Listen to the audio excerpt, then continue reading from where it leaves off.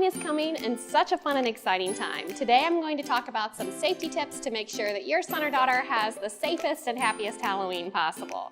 First of all, let's talk about the costume. Obviously, you want to get something that is safe for them to wear, so you should make sure that it's something, if they're going to be walking around at night, that has reflectors or is light colored. If it's a dark costume, you could actually buy reflective tape and stick it onto the costume, something so that other people are going to be able to see your child, especially when they're crossing the street.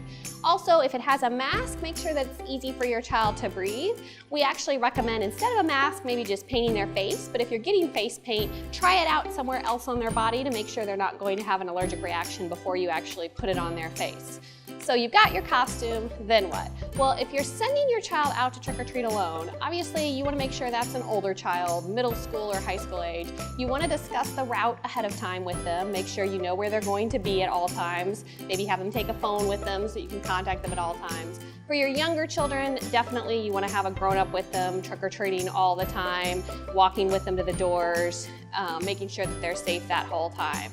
We recommend that they not eat their candy while they're actually trick-or-treating, so give them a good meal right before they go trick-or-treating so they won't be hungry and reaching into that treat bag. You really want mom or dad or another family member to really examine all that candy and anything they get before you get home. While it is very rare that people stick bad things in with the candy, you still want to examine it all before the kids eat any of it.